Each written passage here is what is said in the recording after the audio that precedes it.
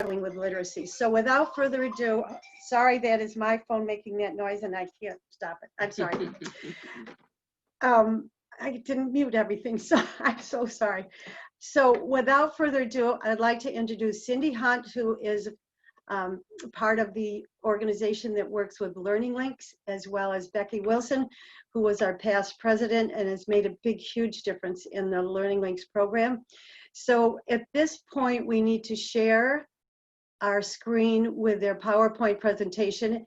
And for that, I am going to turn it over to Becky Wilson, and she will take care of that for us. Hi, I'm Becky.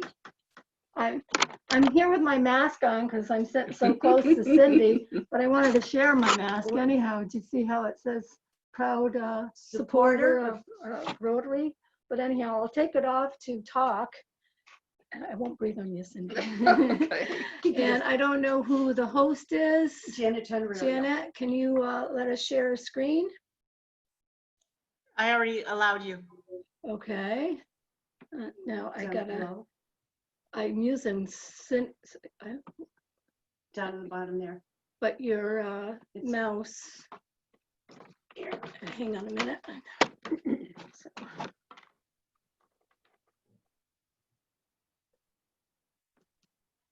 There we go. Can you see that? Not yet. Can you make the screen large too? Because that Yeah. always bothers. Top right, I think. Top right. With it enlarged. Okay. That's. It's smaller.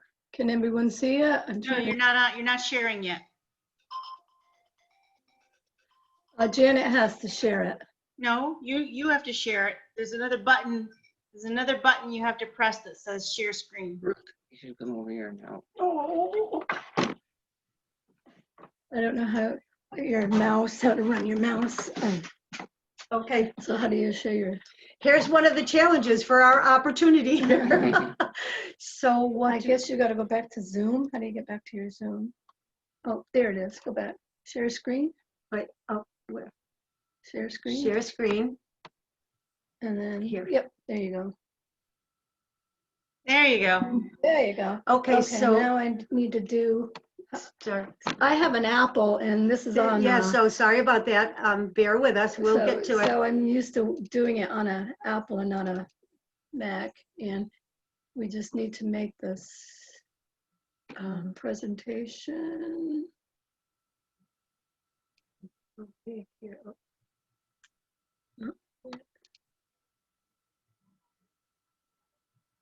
Oh, is it down here? Is that it? What's that one? Slideshow. There we go. Okay. Okay. Can everyone see that? Mhm. Okay.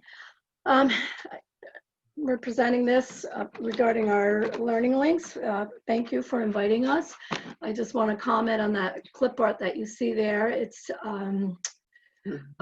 artwork that we had commissioned, Fairport Rotary had commissioned. You notice a little boy reading a book over near the lift bridge. And that's, if you're traveling north to south into Main Street Fairport, you'll see that along the side of the wall and along Tanglefoots. Now to move to the next slide, hopefully this button. Learning Links is a 501, we're a 501c3 program hosted by the Fairport Foundation. And that's a tutoring and mentoring program that's located at the Pines of Parrington in Fairport. It began with Kate Thone. That's a picture of Kate. She's our director and founder. About 11 years ago, she hosted a refugee family from Kenya. And then she felt that that child really needed some literacy help once that child was placed at the Pines of Parrington. So with the United Methodist Church and the Partners in Community Development, Kate was able to start Learning Links. And we've been supporting her ever since. We went from 5 students and 5 tutors 11 years ago to this year we had 98 students and 68 tutors over 3 nights. And it used to be just 1 night a week, now it's 3 nights. The Pines of Parrington is located in Fairport. It's low-income housing. We have 508 apartments. 117 of those units are completely government subsidized. And then the rest of the tenants pay 30% of their gross salary is what their rent is. A majority of the families come from different cultures and religious backgrounds from all over, from Afghanistan, Pakistan, China, Kenya, Turkey, India, they're from everywhere. So they kind of call it the little United Nations of Barrington.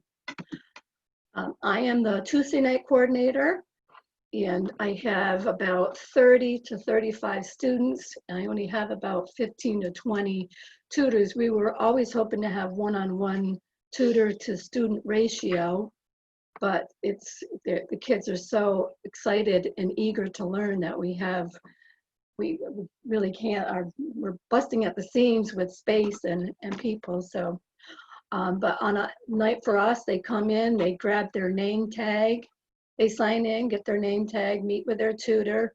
For the first half hour, they come in at 6:15 till about 7 o'clock. We work on their homework. If they don't have a lot of homework, we do math problems, reading. They love to read. And then from 7 to 7:30, we play some educational games. They may play either one-on-one with their tutor or play in a group setting. And again, trying to do something that will encourage their reading and math. Wednesday night classes are the older kids. Oh, I don't think I told you, my kids are grades 3 through 5. Wednesday night classes are the older kids, grade 3 through 12. They have about 20 students, 15 tutors. They're able to hopefully work one-on-one. What they do on Wednesday night, same thing, sign in, get their name tags. Usually they have a lot of homework and they need a lot of homework help and a lot of reading help. They also do some activities in the kitchen, teaching these kids how to cook or life skills, learning to cook for themselves, and even start doing a little bit of banking. And then from here, I'm going to let Cindy take over for a minute because she is a Thursday night tutor. I am a Thursday night tutor, which obviously is grades K through 2. Pretty much the same. The kids come in, sign in, get their name tags. We also have folders set up with their work in it, and they have to pick up their folder and a bottle of pencils there so that they have their pencils. And then they go to find their tutor. Now what we do is we label the tables, grades K, grades 1, and grades 2. So we sit together. Our goal is one-on-one also, but it doesn't always happen. So, and then what we do when the kids first arrive, we have one of the tutors each day is chosen to read a story to the kids. And so we have story time. The kids all sit around by the reading person, and then we have a question and answer time. Okay. Now to communicate, you can see these forms, but you were not able to read them. So first I will talk about the parent form, and you can see that they're translated into different languages. So when we have what we call back to school night, which you'll hear a little bit more about, when the parents come in, we have them give us information, their children's names, school, parents' names, grades, telephone numbers. But also with this group, we have to be very careful about food. So they have to sign up what food the children cannot eat. And then of course, with these young kids, it has to be, can they walk home from the learning links? Or do they need to wait and have someone pick them up? And other instructions about going home. Also, we have indicated a person's name who can be called in emergency if something happens and a parent is not available. The other thing that might be amazing to some is that we need permission to put a child's picture in something that might be in the paper, because sometimes parents really limit that. Okay, then the second one that we have is for teachers. This is a really important thing. What we do is, like sometime in early October, we invite all the parents to come. They can observe what's happening in the classroom, you know, the one-to-one, hopefully. And then we have another room that we set up with what we call teacher forms. And by the way, we always have a translator with us when we're working with these parents. So again, parent's name, child's name, and the teacher's name. And then we must have permission, from the parent to allow we tutors to talk to their teachers. So on this form that we send, I take to schools. I have a relationship with someone at each of the 6 schools that we work with. And they give us information about math and English and what's called a F&P instructional level, which is something that we have in our, what do we call it, our Catch-all room. catch-all room. And we have lined up books according to the instructional level so that each tutor can work with the kids. And these are right here, what you're seeing right now, the instructional level. And it helps very much. I can't tell you how much, as I was a former teacher, it means to be able to communicate with the teacher of the students. When I've gone in many times, they've actually given me workbooks or worksheets that I can work with the kids. So that really works very well. Okay, now another thing that we discovered with the kids is that, this was a while back, that some of the kids were being the translators for their parents. Thus, one of our board members is Shelley Jensen, who taught ELL at BOCES, and she volunteered to start teaching English and citizenship. And Monday night, she does it at Learning Links in that extra little room. But now on Tuesdays, this is another organization that is really joined in with Learning Links at the Fairport Public Library. And as you can see there, the average does 12 adults and 5 tutors. And we just can't thank the library enough for their participation and their help with this definitely needed organization job.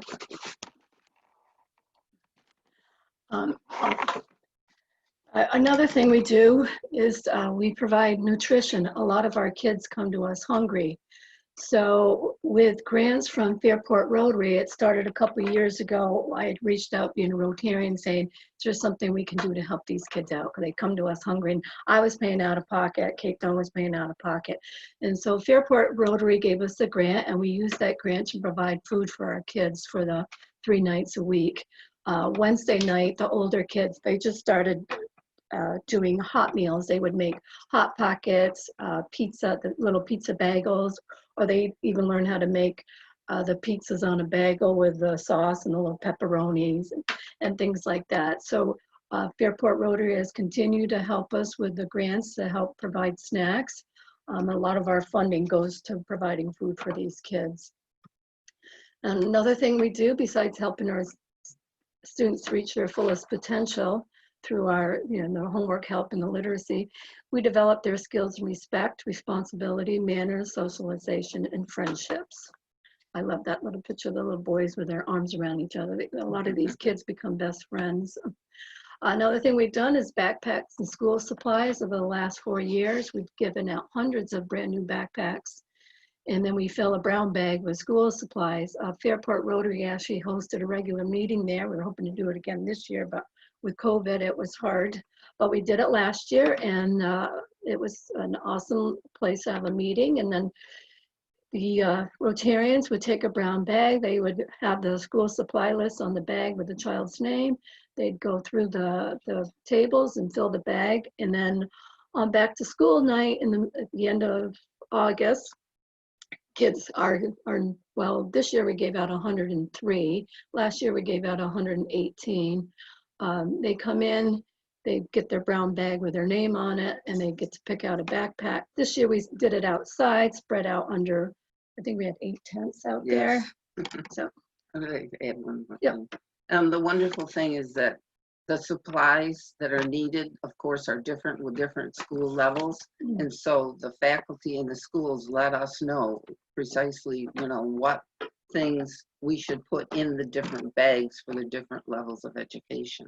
And a lot of those school supplies are provided to us by churches, by teachers, by Harris Corporations. Beach, by corporations. Bosch helped us out tremendously. They take up a collection of stuff. Also, what we started doing the last couple of years were field trips. We feel learning outside of the classroom is just as important in the classroom. Again, Fairport Rotary helped with a grant to provide field trips. We've done that over the last couple of years. Letchworth Park, the zoo, ice skating. It was so cool to see these kids that have gone skating and never done it before, swimming. Red Wings game, Niagara Falls last year, that was a blast. We had 62 kids that went with us last year to Niagara Falls, and they had never seen this before. The one thing about these students, they are so eager to learn. They don't feel entitled at all. They want this, they thrive for this, they want to be there. Another thing is parties and celebrations. We've developed lifelong friendships with these kids. We celebrate birthdays, graduations, if they're leaving, if they find a house and they finally get out of an apartment, we celebrate. You see there's even some of our kids at a wedding, and that's their ESL teacher that's there, and some of our students were able to go to their wedding. And then we even have parties with Santa, and we celebrate all holidays. Another thing we've been doing too is bikes. We've provided over 100 bikes to the kids at the Pines. We've partnered with, it started with Our Community Bikes. They came a couple years ago with 25 bikes, and we had to pick out 25 kids to get the bikes, and that's kind of hard, like which 25 get them. And so we put out an appeal for more bikes, and little did we know we ended up with over 100. So Fairport Police, they've given us several bikes. If they find them, they along the side of the street, they hold on to them for a while, and then they call us and say, we got some bikes here, come get them. So that's another really cool thing that Learning Links has gone beyond the four walls of our teaching. And as we mentioned, some of our community partnerships besides Rotary, the school district, the Lions Club, library, Bosch, Air-Equip. Cindy can tell you a little bit more about our cooperation with the Parrington Food Shelf. Okay, I am the coordinator of everything from the food shelf that we take to the Pines office, such as women's items, things for children and food. And when the office was closed this fall to kids and this summer, I could no longer take them there. So it was wonderful when I went to our board and I had help of distributing all these items, which are very well needed and very much appreciated by the families at the Pines. Your Fairport Rotary Board? No, our literacy board. Okay. Our literacy board help. Excuse me, I didn't say that. Yeah, it was really great help. So these are all Rotarians that at work at Learning Links. See them all tutoring their students. That's the one in the picture in the center is Cindy on one of our field trips, and she's showing them the map. They learn beyond just reading in the book. And then another picture of a Rotarian who we helped chaperone our trip to the Niagara Falls. So that's our presentation. If you have any questions, we'd be happy to. So we're going to stop the share now, and we will take questions. I see that there's 2 chat messages here, and I'm wondering if they are the questions. If you want to ask a question, raise your hand and we'll unmute you. And oh, here's the first question. I'll field that if you'd like. Dave has asked, do your people undergo background checks? Question. Yes, Our we do. tutors undergo background checks, not our students, but yes, I'm Oh. assuming you mean tutors. Yes, our tutors do undergo background checks. We're currently trying to, it used to be a church that did it, and then it was a law firm. I don't know There's who's a doing it service. this year, but yes, we do go through back. It can get expensive, so that's another thing about our, what some of our funds go to. So you can field the questions if you like. Okay, is there another question? Would you? Rita has a question. Rita Garrettson. Okay, and there's another one from David. Would you share the instructional level expectation sheet? I think we can just do it verbally. What? Do you mean the, Deborah, do you mean the sheet about the, Sheet from the teachers. The sheet that you did. oh, the The sheet teacher, that we- the teacher? okay. Yes, okay. You could hold I it don't- Did you have a No, question we- on it? Can we zoom in on it? Is that what you want to see? No, there was a sheet that had boxes on it that had colors and levels. Oh, right, the literacy sheet. The Fontes and Pinnell, that's who we use. This one.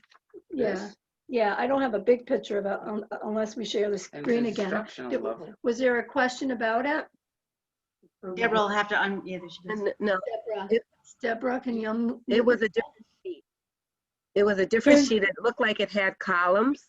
Yes, it looks like this, but I don't have the color, that sheet. It's the instructional level, Yes, instructional levels that teachers indicate to us what level their student is at. And that's when we have the books that go along with Right. the levels. I can explain a little bit more. If we have a student come in, for instance, we had a new student that started in September of last year, and he came in and he spoke very limited English. And even though he was in 3rd grade, he was at a kindergarten reading level. So you go into our back room where all those books are hanging, and A through B might be kindergarten. So you start from there, and then like C through K could be first or second grade, et cetera, et cetera. So we have A through Z all the way through, and then you look at the sheet and it tells you, okay, if he's in 5th grade, he should be reading at this level. So you grab some of the books, they're in a hanging bag, and then there's usually 2 books in there, one for the tutor, one for the student, a couple extra copies, because we'll even let them take them home for the night if they want to. That student that started out at a kindergarten level, he ended up by June of that year was up to a 2nd grade level. It was just great to hear, and he ended up having to translate for his parents. That's how good he became at English. And which reminds me of another thing. I had a student come in and I said, "What's up?" And they're looking at me like, and we forget about our English language, that we have so many things like that. And it's like, we have to be careful around the kids that are limited with their English. Yes. Okay. But it also provides some fun times, you know, Yeah. being together. Someone else had a question? Yeah, Rita's still looking to. Hi, thanks, Ruth, or Janet, sorry. I was just curious, it sounds the work that this organization is doing is great. How many Rotarians are actually involved? Or is it mostly like there's a couple of Rotarians, but most of the engagement is by funding? Can you explain a little bit more about how much Rotary is involved and how much of it is this separate organization that's doing all of this work? Well, it's not really another total organization. It's just volunteers from all over the community. I mean, we do have teachers, you know, I think there are 4 or 5 Rotarians Yeah, right the now that tutors, are yeah, involved. we have 5 Rotarians that are tutors, so they're committed weekly. And then a lot of our tutors are retirees, ex-teachers. Yeah. Myself, I'm an ex-secretary. And then we have a lot of peer tutors, like high school students or college students that come back and tutor as well. As for Rotary itself, you know, our grants and the backpacks and the club itself has been involved on a couple different activities. So I think that answers your question. Yeah. Any other questions? I see someone wanted to, I can attach any of these forms as an email if you'd like. Okay, Any other questions? any other questions? Does anyone have any other questions to ask Cindy and Becky? Pam has her hand up. Who's that? Pam Dean has her hand up. Hi, Pam. Yeah, Pam, you need to unmute yourself.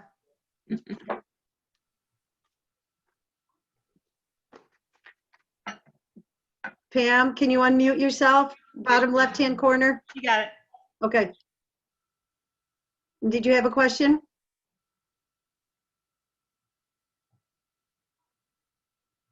Pam? Bill? Are you there? Okay, maybe not. All right, does anybody else have any other questions? Oh, yes, Elizabeth? Is that your hand raised? No, I don't think so. Oh, okay. All right, I think that finishes up. Let me just see. Sam was supposed to close up here, but Just a minute. Oh, I didn't say one thing I should have said. Cindy said she has something that she wanted to mention also. Again, she forgot, so if you don't mind, bear with us a minute. And she will answer, get some more information. Just the fact that our superintendent of schools in Fairport highly endorses this program. Actually, he has invited me twice to come and speak about learning links to the faculty and to the administration team, because he really wants to educate. And to me, that's just a real proof of their dedication and their realization of really what these families need. So with that, yes, Patrice, you need to unmute yourself so you can ask your question. Bottom left-hand corner of your screen. You're not unmuted yet, Patrice.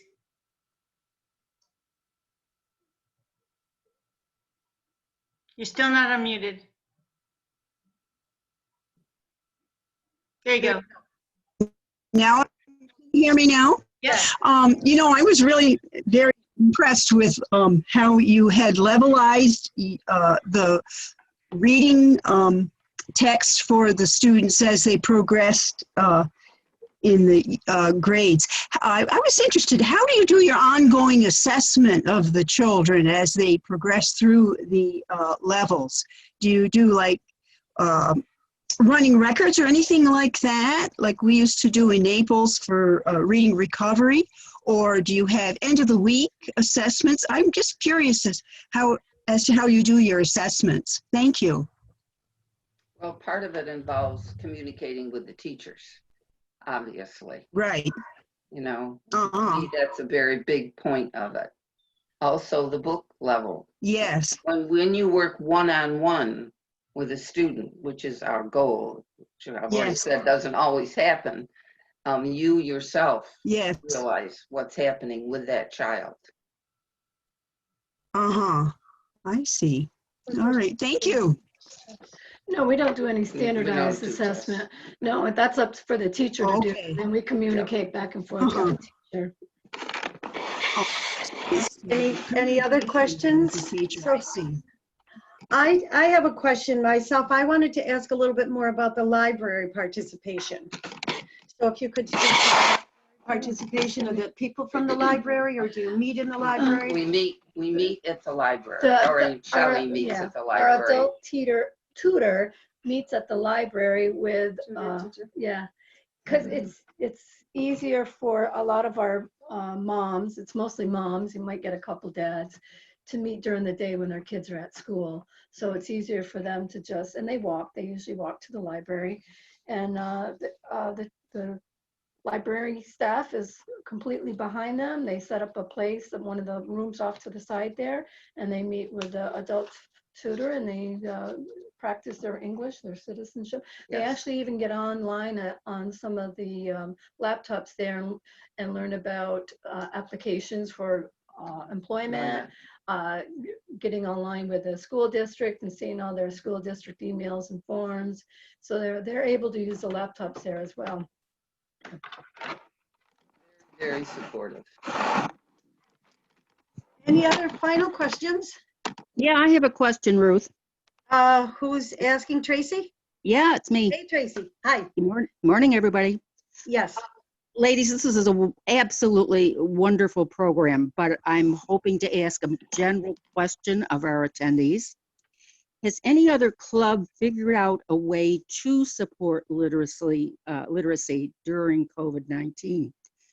I know the school season has just started, but I thought perhaps your clubs or your committees would come up with an idea going forward a little bit as to how we can support literacy or what you're doing.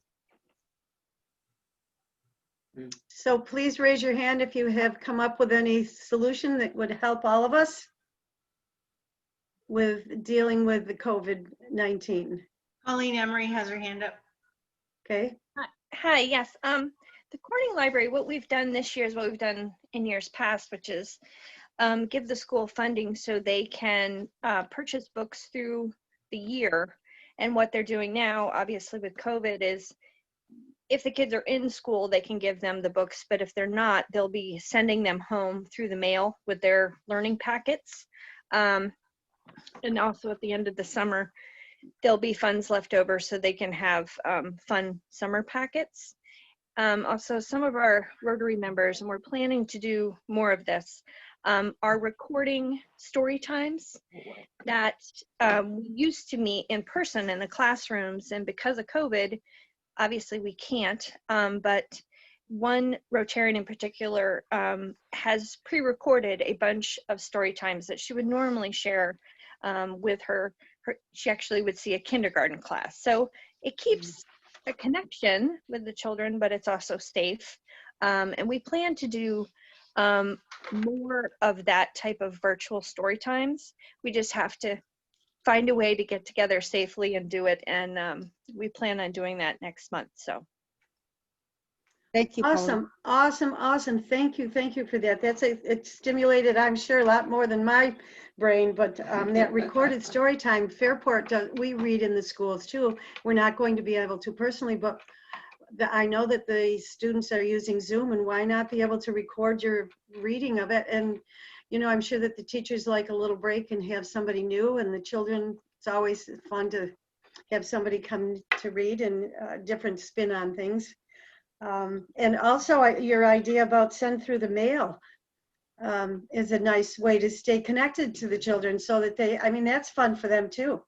I know that Fairport, and as a matter of fact, did a wonderful pen pal program with a second grader class, and that was awesome. And at the year, I think it was the end of the school year, we had a Zoom meeting with those children. And they were amazing. One little girl was so excited to see everybody. She took us outside with her laptop to climb a tree. It was hysterical. So, you know, as Linda said, these are challenging times, but these challenging times turn into opportunities for us to really think outside the box and come up with new and different ideas. And this sharing time is irreplaceable. It really helps everybody. And if you can't do it this way, I'm sure it stimulated you to think of another way that you can do it. So we hope that you've been inspired and you can take some of these ideas home to your community Rotary as you open up opportunities and you make literacy differences in your hometowns. Introduce Pam. And so I thought I did. So Mary Ann is prompting me to reintroduce Pam Dean. Pam, would you like to say a few words?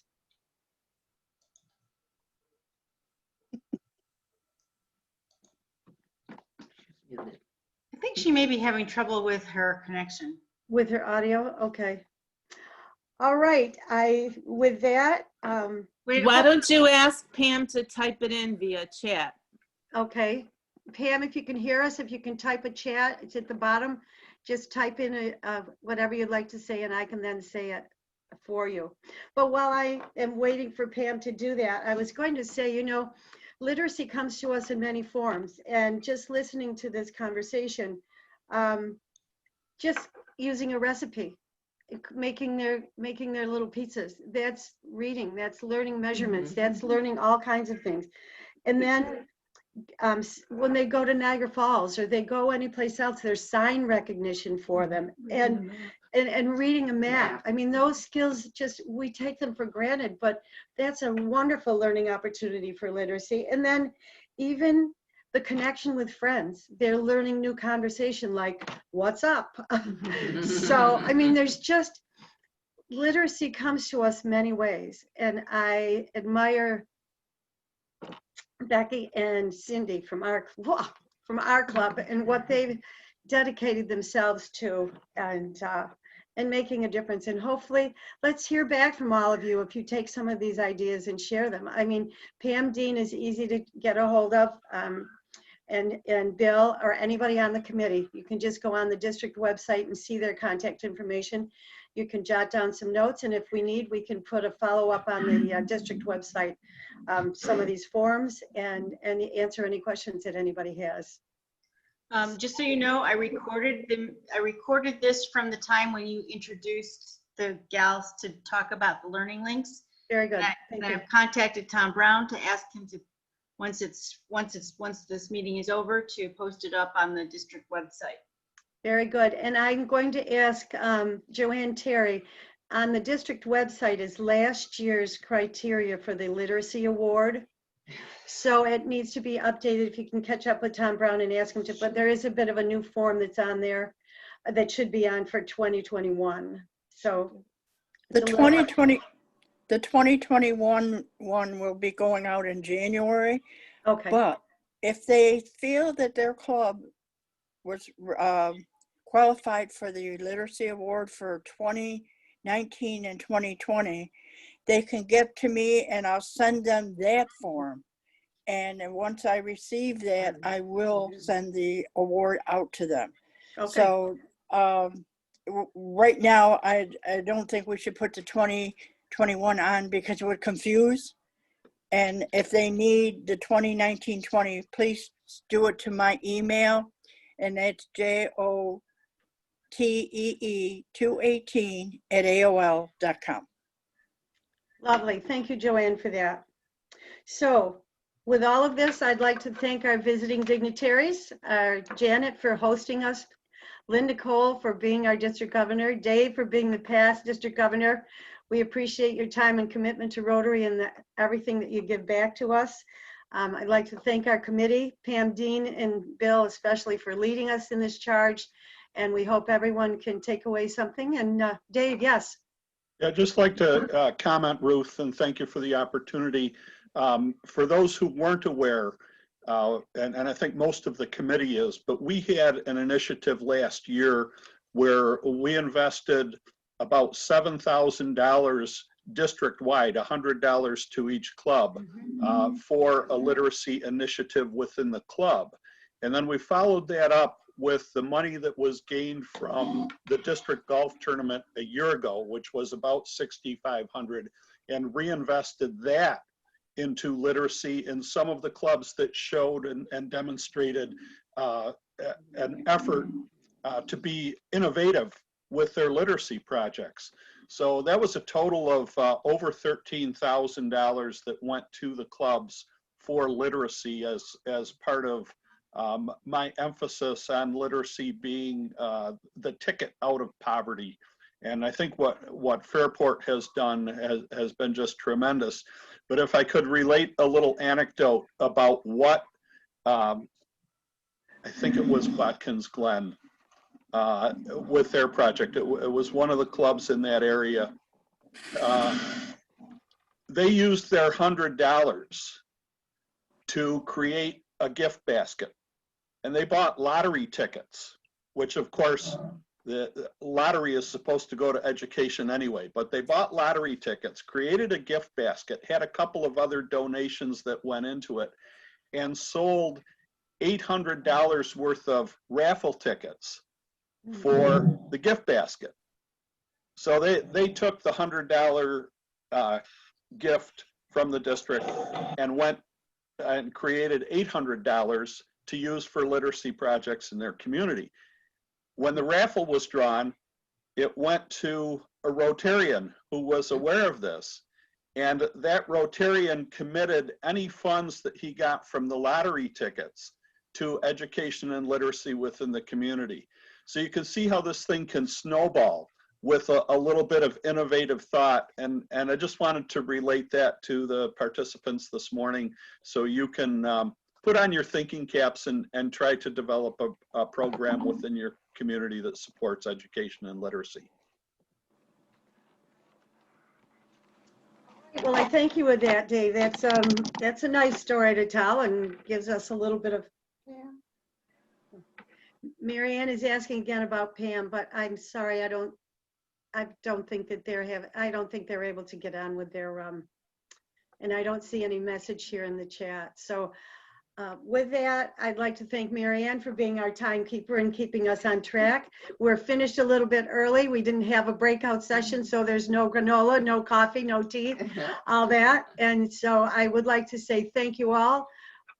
Yes, thank you all for coming, and please stay in touch with our committee and let us know how you guys are all doing, and keep us abreast of what's happening, and so we can go ahead and turn our challenges into opportunities that open doors for us. Thank you again, everyone. Bye now. Safe travels. Okay, so that $100 I just put into the budget because